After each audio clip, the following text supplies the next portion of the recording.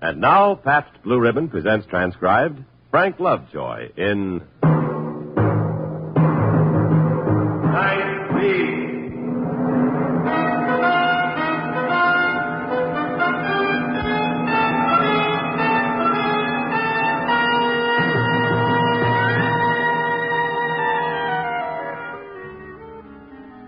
Hi, this is Randy Stone. I cover the night beat for the Chicago Star.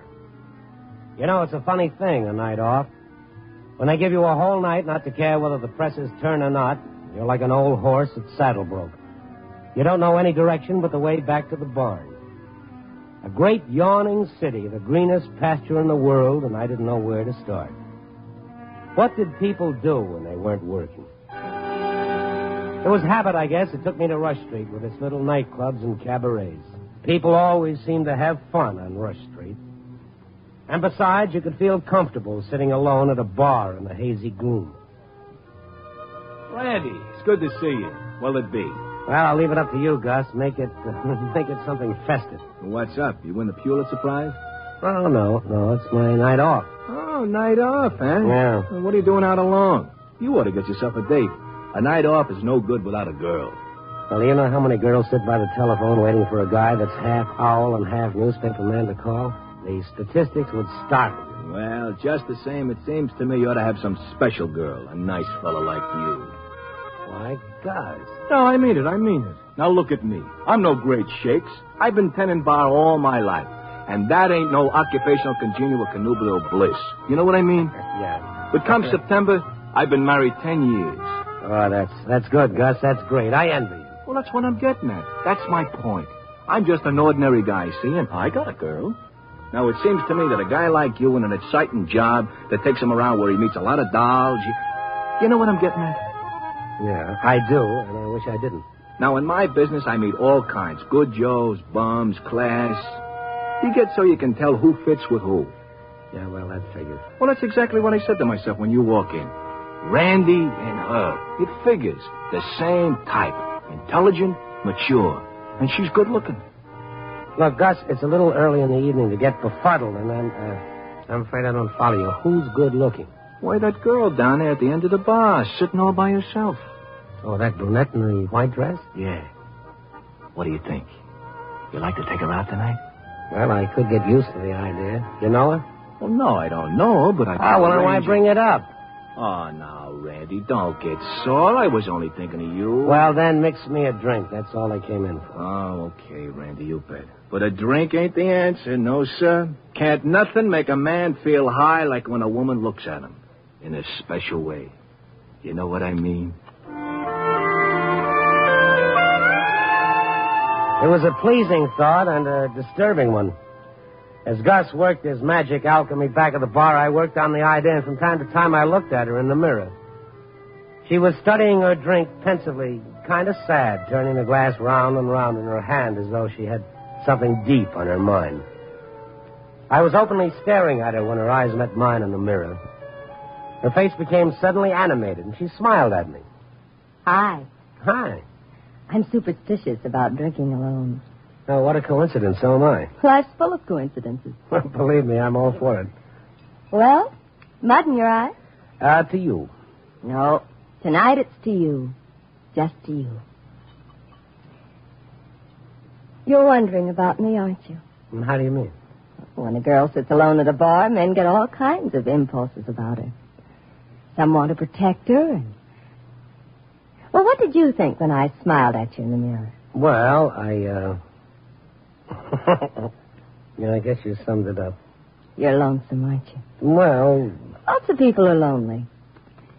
Do you mind if I call you John? Well, it's a good plain American name, but my name happens to be Randy. I'll call you John. You call me Mary. Mary, Smith? How did you know? Instinct. Well? Well, what? You haven't asked me why I'm alone tonight. Well, I figured that was your own business. I was stood up. I had a date, but he didn't come. Well, he should have his head examined. That was the right line, John. Well, I try, Mary, but I don't get much practice.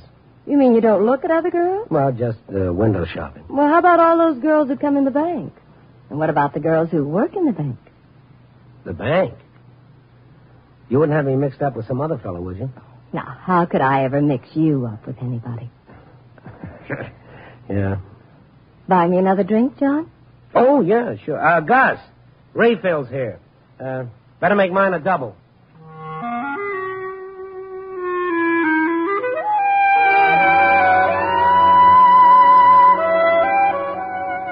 This is a friendly town, Chicago. You find them everywhere, these little dolls. But Mary Smith, or whatever her name was, didn't fit into the pattern. She said all the right words, but there was something elusive about her. If I could use a word that's been out of use for a long time, she was a lady. She looked younger than I'd first thought. She was no more than 25. There were no rings on her fingers, and, well, I wasn't going anyplace anyway. Gus put the refills in front of us. I picked mine up, raised it, and turned toward her. But she'd suddenly gone cold on me. She was tense, and she was staring into the mirror as though she'd forgotten that I was there. I followed her gaze. There wasn't anybody else at the bar except a man with red hair. He sat at the other end of the bar nursing a beer, and he wasn't paying any attention to us. Let's go. Thought you wanted another drink. I don't want to stay here anymore. I want to go. Oh, sure, but I got to pay the tab first. Hurry, I'll wait outside for you. Gus, check. Hey, yeah, Randy. That'll be $3. Okay. Hey, come on down here. I want to talk to you. Gus, I'm in a hurry. Randy, listen, I think maybe I gave you a bump steer. What are you talking about? Well, the minute you sat down with her, a guy starts asking all kinds of questions about you. Who you are, where you come from, what's your racket. A guy? What guy? Well, that guy over there, the guy that's... Oh, that's funny. He was there just a minute ago. Didn't you see him? At the end of the bar. A guy with red hair.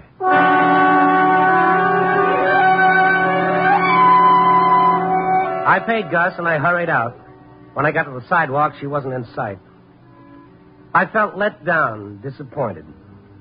Well, that's how it goes. You figure you got a winning ticket, and you get left at the post.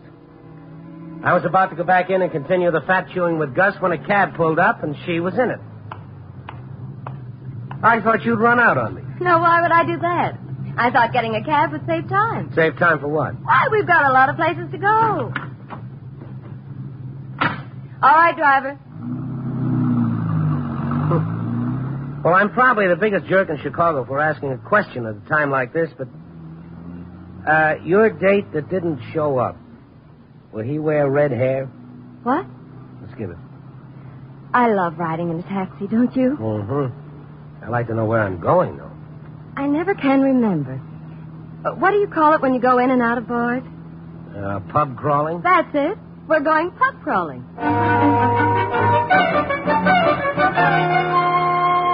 For a girl who wasn't familiar with the expression, she was very expert at finding upholstered sewers, which was strange because once we got in them, she lost interest and wanted to leave. She ordered drinks, but she only sipped them. She seemed to have a compulsion to be on the move. Come on, let's go. Well, what's the next stop? Why, Riverview, of course. Riverview? That must be a new joint. I haven't heard of it. No, Riverview Park. What, the amusement park? You know, roller coasters, cotton candy, the whip. What are you trying to do, see Chicago and die? Oh, I'm so glad you came into the bar tonight. I'm glad you looked into the mirror.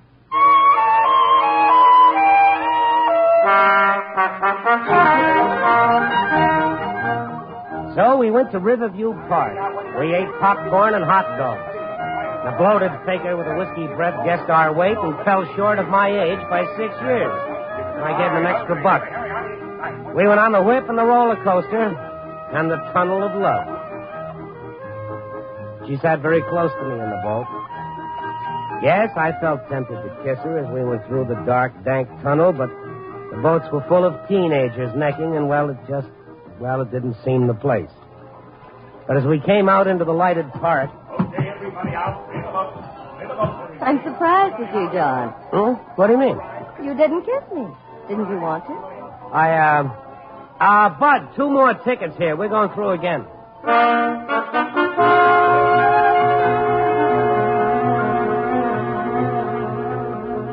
As we came out into the lighted park for a second time, I was looking at her, smugly waiting for her reaction. All right, everybody out. Stay the boat. Stay the boat. Want to go through again? No. All right, this way, folks. Find you up. Careful. Here, let me help you. I can get out by myself. Well, what now? Something to eat? Another ride? Find me a very obliging fellow. I don't want to do anything. Please, just leave me alone. Oh, look, I don't like to complain, but I kissed you back there. When you came out, you don't even look at me. What's the matter with me? I read all the ads. What? You know, this isn't good for my ego, talking to myself. All right, take the tag, 3 shots for quarter. Everybody's a winner. Get the little lady a baby doll. Shoot the birdies back. Hit the little lady A doll. Get me a doll. 3 shots for quarter. That's The quarter. baby doll in the blanket. That's the one I want. How much is the doll? No, you can't buy him. You got to win him. 3 shots for a quarter. Knock the birdies down. Knock them all down. You win a baby doll. Here you are, Mac. Rifle's all loaded. Show what a good shot you are for a quota. Okay. I never had much luck with these things. Oh, well, it's too bad you missed. Try again. Here you are. It's all loaded.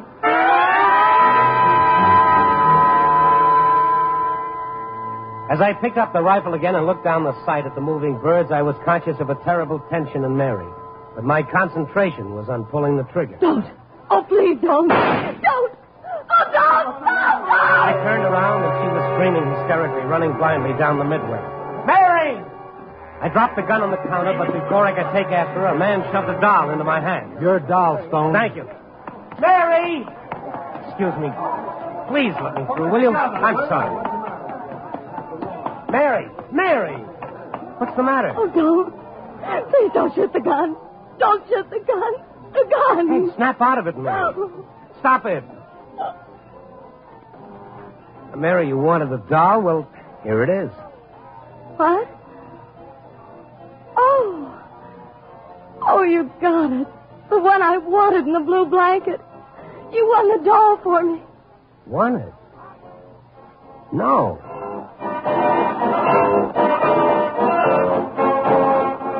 No, I hadn't won it. I'd missed every shot, yet the man had handed me the doll.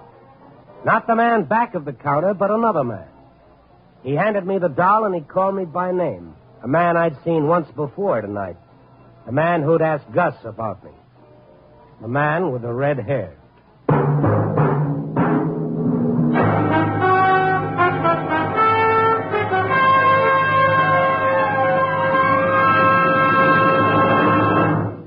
We return in just a moment to Night Beat, starring Frank Lovejoy as Randy Stone. Here's a summertime snapshot of pure eating enjoyment, the good old American way. A nice, tender, juicy hot dog smack in the middle of a fresh toasted roll. And right next to it, ready to refresh and quench your thirst, a tall, cool, foaming glass of smooth, delicious Pabst Blue Ribbon beer. Just put yourself in that picture. Mm-hmm. You'll find Pabst Blue Ribbon has a taste all its own, a more satisfying taste, a more sociable taste no other beer can match. No wonder it makes good foods like these taste better. Listen. Here's a list of foods to choose for picnics, parties, barbecues. Campbell's Pork and Beans. Armour's Treat. Borden cheese. Ritz Crackers with Frankfurters. And, of course, Pabst Blue Ribbon. You'll find that food tastes better by far if you serve them with foaming PBR. What'll you have? Pabst Blue Ribbon. What'll you have? Pabst Blue Ribbon. What do you have? Pabst Blue Ribbon. Pabst Blue Ribbon beer. Smoother flavor. Finer beer that millions favor. Taste that smoother flavor. Pabst Blue Ribbon beer. Tomorrow, for sure, pick up several convenient Pabst Blue Ribbon Handy 6 cartons, packed with 6 space-saving cans. Or get the money-saving case of 24. Any way you buy it, it's the same famous Pabst Blue Ribbon flavor.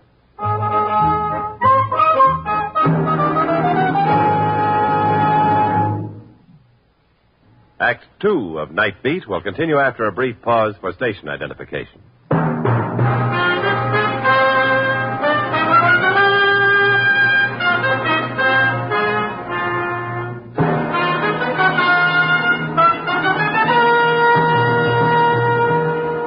And now, back to Night Beat and Randy Stone. The night had a touch of madness to it. She'd wanted to be called Mary, and she'd called me John. I'd gone along with it. I thought it was just her way of lending dignity to a pickup. But now her hysteria and the man with the red hair shoving the doll into my hands and then disappearing, this had changed the whole picture.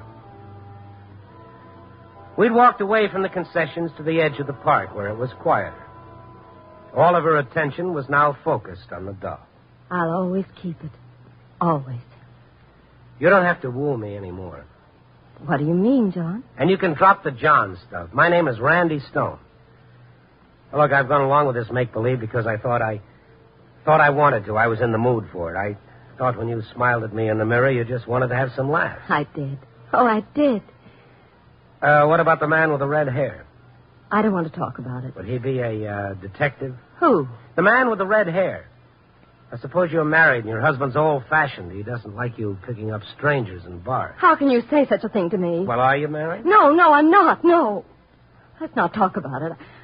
I don't want to talk about anything tonight but you and me. Just you and me. Well, Mary, if you're in some kind of a jam, if you're in some kind of trouble, why don't you tell me? Maybe I can help. Maybe there's something I can do. There is. Take me dancing. Dancing? Uh-huh.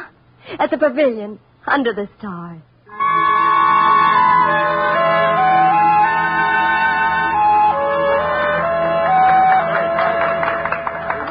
Our tickets ran out with the mellow music. I left Mary on the sidelines a minute to go buy another yard of tickets, but before I could get back, the band went jitterbug. And a gang of het cats went wild, swarming against the ropes to get to the floor. And they were between Mary and me. Trying to get through them was like trying to swim upstream. By the time all the cats were on the floor, I couldn't find her. She was gone. She disappeared.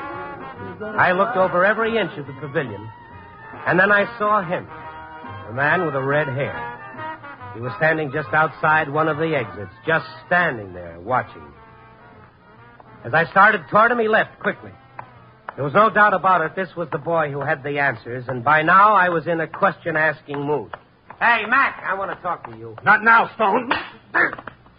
I felt like I'd been hit with a roller coaster. My knees folded, and I went along with the ride.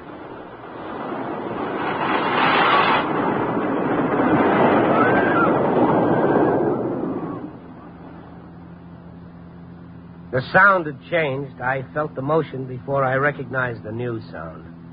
I was dizzy and my head hurt. It was a motor. Yes, it was a motor. I was in a car. I opened my eyes, blinked a couple of times. I was in the back seat of a taxi. Driver. You okay now? Stop the car, will you? You bet, bud, in a minute. Stop it now. We're almost there. We're almost where? Right up here in the middle of the block. What? Tony's. Here you are, Tony's Pizza Palace. How did I get in this cab? Your friend put you in. Hey, you really hung one on. You were feeling no pain, believe me. Well, that's a matter of opinion. You say my friend put me in? Yeah. Big guy with red hair said to drive you here. Let's see you got inside. Oh, well, you don't have to worry, buddy. Paid me. Hey, you want me to help you? No, thank you. I've had a little too much help tonight.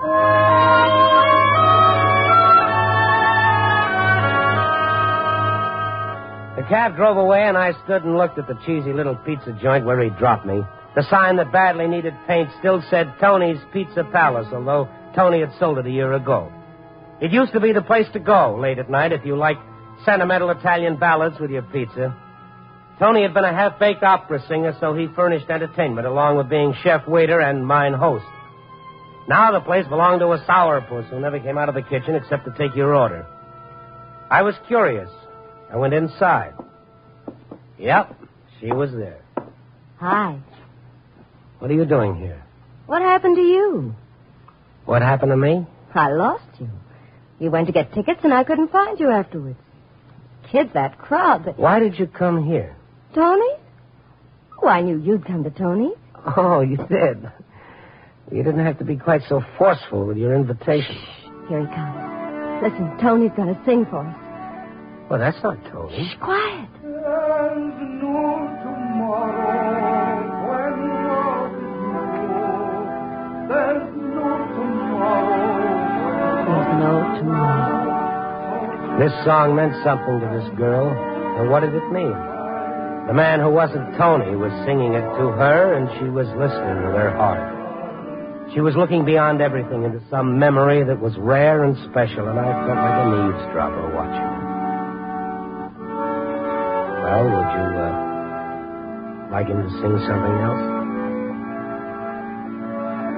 Not tomorrow. Not tonight.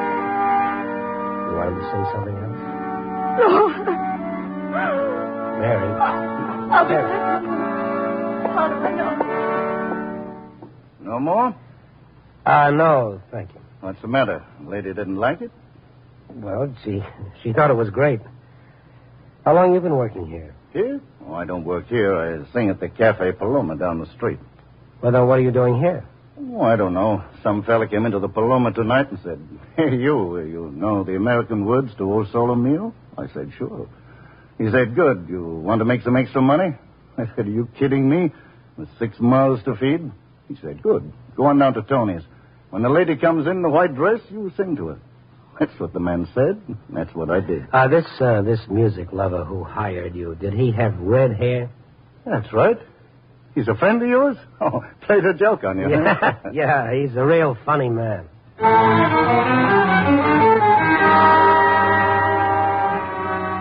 Most women who've just had a good cry have swollen faces and powder streaked, but something had happened to Mary.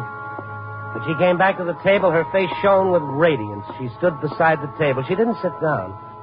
There was no tension in her now and no restlessness. Let's go. Well, it's only 3. Sit down. No, let's walk. Okay. You're going to think that this is corny, but let's go down to the lake and watch the sun come up, Mary. Oh, it's not corny. But I can't. Why not? I've come to the end of it. I must go home now. The end of it? The end of what?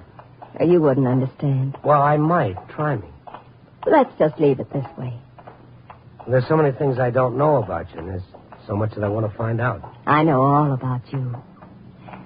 Now take me to the L. Oh, if you want to go home, I'll get your cab. No. I want to go home on the L.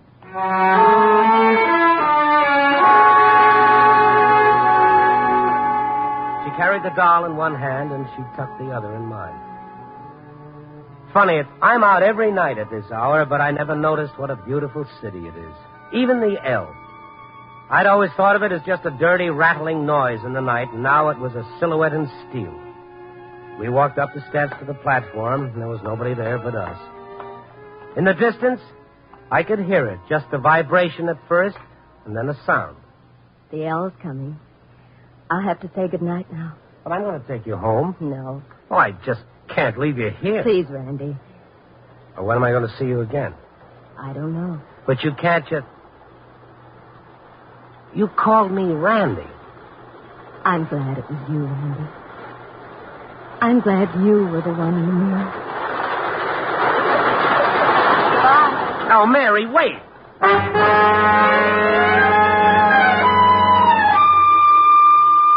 She darted away from me to board the L. I started after her, but I didn't get far.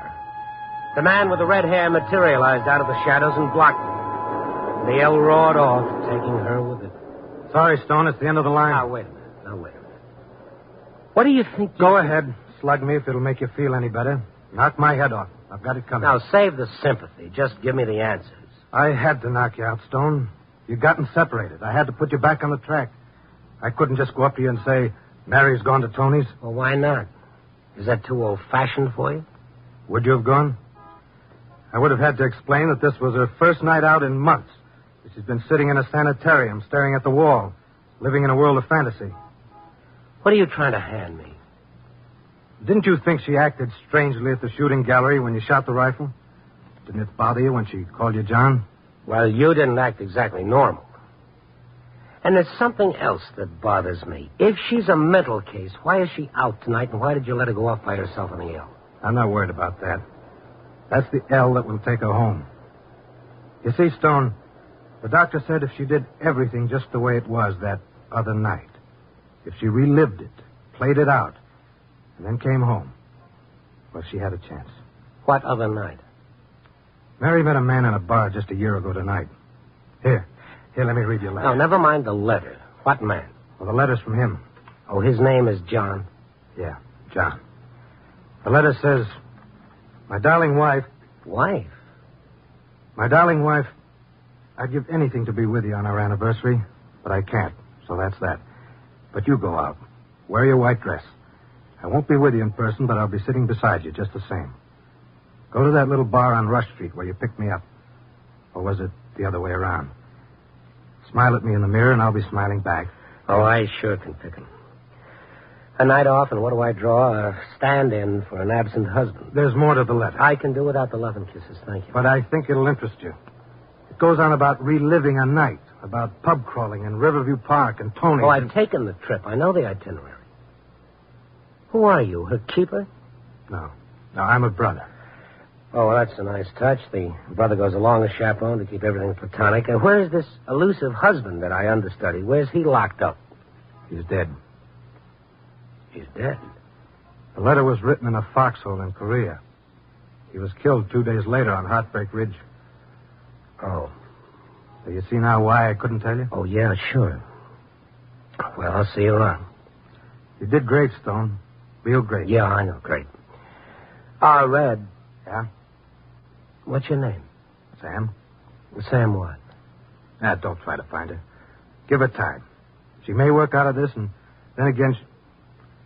Look, Stone, if she ever asks about you, if she ever wants to see you... Sure, I know.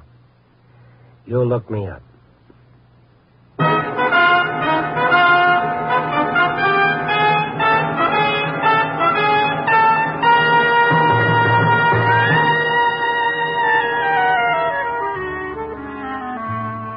Other guys and other jobs on the night off go home after it's over.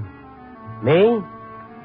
I've got a story to write about a guy I met on his night off and a lady who evaporated in the mist. In a city the size of Chicago, almost everybody reads the newspapers, so maybe I can reach you this way. So I bat it out. I try to put into words the things the guy wanted to say but didn't. The story is finished. It isn't adequate, but it'll have to do. Because after all, it is my night off. I get one last horrible thought before I turn it in. What if she reads the competition's paper? Well, I'll have to take that chance. Copy, boy.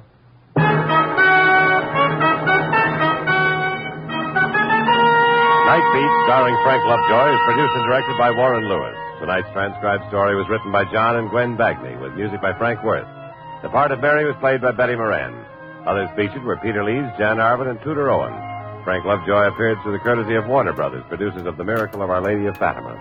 Listen next week at this time and every week as Randy Stone searches through the city for the strange stories waiting for him in the darkness. Starting with...